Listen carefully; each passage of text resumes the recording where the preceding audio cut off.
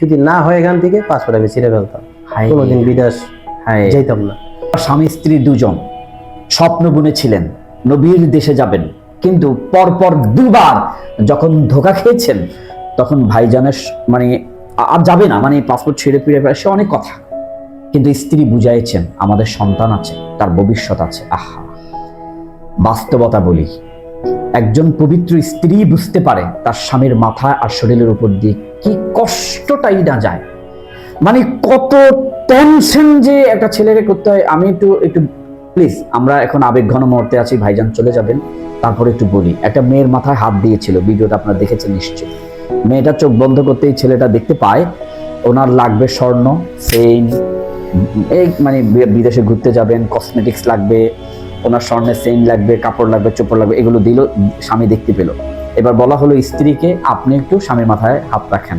রাখলেন, রাখার পরে হাতটা জোর চাপ দিয়ে সরালেন, আর উনি দেখতে পেলেন ওই পুরুষ কোথাও কোনায় বসে চিৎকার করছে যে টেনশন, সন্তানদেরকে মানুষ করা, খাওয়ানো পড়ানো। ভিডিওটা যখন আপনারা দেখছেন, যারা পুরুষ তারা ঠিক এভাবেই দেখছেন।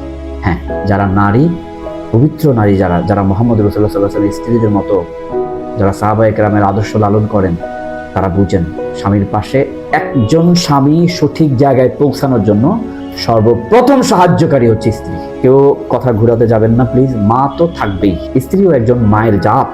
অতএব মা, বোন, স্ত্রী এরা চায় পুরুষরা ভালো থাকুক। ফাইনালি যাব ফারুক মুন্সি ভাইয়ের, দীর্ঘদিন পর আজকে হলেন। আমি একটু ভাইজান আপনার কাছে যাব, আজকে আপনার ফাইনাল। হ্যাঁ, আপনি বলেছিলেন যে দুইবার ধোঁকা খাইছি, এবার যদি না হতো কিছু বলতাম না আপনাদেরকে, কিন্তু পাসপোর্ট ছিঁড়ে বিড়ে ফেলতাম। এত রাগ কার কারণে, মানে কিভাবে ঠকেছিলেন? এক একজনকে বিশ্বাস করে দেই, পরবর্তীতে তারা ঠিক মতন কাজটা করে না, প্রতারিত হই। শুধু এই কারণে ভাবছিলাম হয়তো আর যাবো না বিদেশ। তারপরে অনেক খোঁজাখুঁজির পরে আপনাদেরকে বিশ্বাস হইল, ভাবলাম যে এখান থেকে হবে। যদি না হয় এখান থেকে পাসপোর্ট আমি ছিঁড়ে ফেলতাম, কোনোদিন বিদেশ যাইতাম না। তো ইনশাল্লাহ আলহামদুলিল্লাহ আপনাদের কাজে অনেক খুশি, ভালো বা যাইতেছি ফাইনালি, খুবই ভালো লাগতেছে। আমাদেরকে পাইছেন কি, আপনি পেয়েছেন না? আপনাদের পেয়েছি, আমি টিকটকে পেয়েছি, তারপরে আমি ইউটিউবে দেখতাম, ভিডিওগুলো দেখতাম, আমার অনেক ভালো লাগতো। বিশেষ করে আপনার কথা, আচার-আচরণ অনেক ভালো, আমি অনেক খুশি হইতাম দেখলে, আর লাইক দিতাম বেশিরভাগ। আলহামদুলিল্লাহ। তো দেখার পরে আমার একটা অনুভূতি হইলো, আমি শেয়ার করলাম। আমাদেরকে কি ভিসা হওয়ার আগে টাকা দিয়েছিলেন না? জি না, আমি ভিসা হওয়ার আগে কোনো টাকা পয়সা প্রদান করি নাই, সম্পূর্ণ টাকা প্রদান করেছি ভিসা হওয়ার পরে, হাতে পাওয়ার পরে। আজকে আপনার ফাইনাল হচ্ছে, আপনি যাচ্ছেন। জি। সন্তানকে কিভাবে ভুলে থাকবে?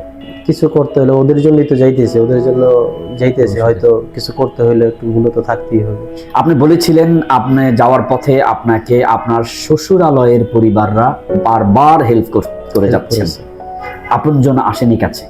আপনজন আসেনি। এই ভিডিওটা আমি কিভাবে করবো আমি জানি না, এখানে কারো বদনাম করা হচ্ছে না। তবে শ্বশুরালয় থেকে সাহায্য যখন আসে তখন একজন মানুষ জেগে উঠে, উনি স্মরণ করবেন ওনার শাশুড়িকে। আল্লাহ জান্নাত নসিব করেন, ওনার শাশুড়ি পৃথিবীতে নাই।